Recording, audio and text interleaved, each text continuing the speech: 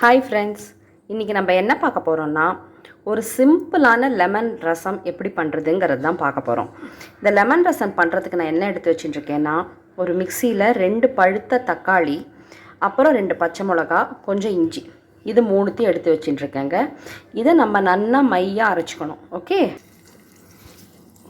இப்போது நம்ம என்ன பண்ண போகிறோன்னா, நம்ம மிக்சியில் அரைச்சி வச்சுட்டோம் இல்லையா, இந்த தக்காளி, பச்சை மிளகா, இஞ்சி, இதை நல்லா பேஸ்ட்டாக அரைச்சிட்டு ரசம் பண்ணுற பாத்திரத்தில் ஃபஸ்ட்டு எண்ணெய், கடுகு, சீரகம், பெருங்காயம் எல்லாத்தையும் போட்டு நெய்யில் நல்லா தாளித்து கொட்டின்ட்டு என்ன பண்ணோம், நீங்கள் அரைச்ச விழுது இருக்கு இல்லையா, அந்த தக்காளி பழம் ஜூஸ் அதெல்லாம் இதில் போட்டுடுங்க. முக்கியமான ஒரு விஷயம் என்னதுன்னா, இந்த லெமன் ரசம் பண்ணுறதுக்கு நீங்கள் புளி தண்ணி சேர்க்கக்கூடாது. ஓகேவா, புளி தண்ணியை நீங்கள் சேர்க்காதீங்க. இதோட நான் வேறு என்ன போட்டிருக்கேன்னா, கொஞ்சம் உப்பு, மஞ்சள் பொடி, சில பேர் ரசப்பொடி போடுவாங்க, சில பேர் போடாமல் பண்ணுவாங்க. நான் ஆனால் இதில் 1 ஸ்பூன் போட்டிருக்கேன். ஆனால் ரசப்பொடி போடுறது போடாதது அது உங்களோட ஆப்ஷன். நிறையா பேர் இந்த இஞ்சி பச்சை மிளகா டேஸ்ட்டே போதும்னு சொல்லிட்டு அப்படியும் சாப்பிட்றவங்க இருக்காங்க. அதுவும் சூப்பராக இருக்கும். இன்றைக்கி நான் கொஞ்சம் ரசப்பொடி போட்டிருக்கேன். போட்டு கொஞ்சம் நல்லா கொதிக்க விடணுங்க.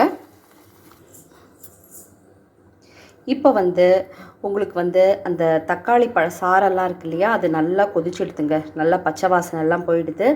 இப்போது தனியாக நம்ம குக்கரில் வேக வச்சு எடுத்துருக்கோம் இல்லையா பருப்பு தண்ணியை நல்லா உங்களுக்கு எவ்வளோ தூரம் தண்ணி வேணுமோ நல்லா தண்ணியாக கரைச்சிண்டு அந்த ரசத்தை மேலே ஊற்றுங்க. ஊற்றிட்டு கொஞ்சம் வெயிட் பண்ணுங்க. ரசம் இப்போ நல்லா கொதித்து வந்துடுதுங்க. நான் இதில் கொத்தமல்லி எல்லாம் கிள்ளி போட்டாச்சு. இப்போது நான் ரெடியாக இங்கே கொஞ்சம் லைம் ஜூஸை நல்லா வடிகட்டி எடுத்து வச்சுருக்கேன்.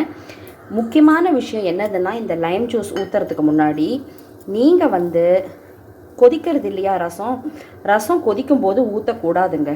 ஏன் கொதிக்கும்போது லெமன் ரசம் ஊற்றக்கூடாதுன்னா, முதல் காரணம் ரசத்தோட டேஸ்ட்டு மாறிடும், கசப்பு வந்துடும். 2வது விஷயம், லெமன்கிறது உங்களுக்கு வைட்டமின் சி இல்லையா, வைட்டமின் சி நம்ம உடம்புக்கு ரொம்ப தேவை, நோய் எதிர்ப்பு சக்தியை அதிகரிக்கும்.